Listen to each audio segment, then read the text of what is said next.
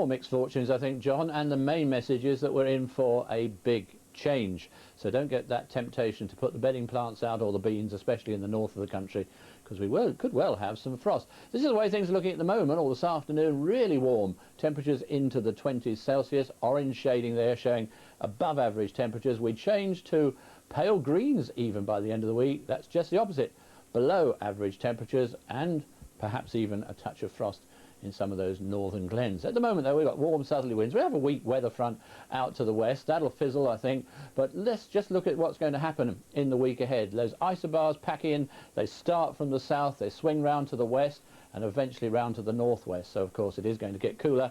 And with low pressure all around us, it's going to be pretty unsettled too. Now, this particular weather front here is fairly weak. There is some fog lapping the coast of southern England, incidentally. And if you come up right close to your television, you might just about make out one or two spots of rain in western Scotland. So staying fairly cloudy in the west, those spots of rain. Just the outside chance of a shower or two in the more eastern areas, as we saw those temperatures continue to rise. Mist and fog patches coming back tonight, still some cloud in the west with a few spots of rain and a pretty warm night just about everywhere. That front moves across during tomorrow, but it's only really going to act as a trigger. I think it will give us rather more showers around tomorrow, some of them heavy and thundery, but it'll still be warm in most places and there'll still be some sunshine to be had between the showers. But then it really does begin to change on Tuesday.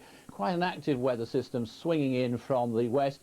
That, after a bright and perhaps in places even foggy start, will go downhill into some outbreaks of rain sweeping across most parts of the country, some of it heavy, and then brighter weather with showers following along behind.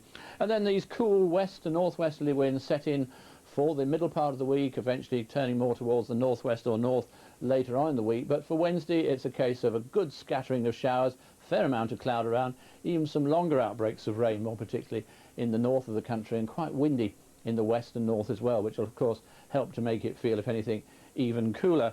That weather front swinging down across us on Thursday, again producing some longer outbreaks of rain, but a fair number of showers around, some of them in the south quite heavy with hail and thunder, and those temperatures continuing to tumble by day and even by night. If you get some shelter from the wind, I think as we saw at the beginning, there could be a touch of frost, and the showery weather continues into the weekend.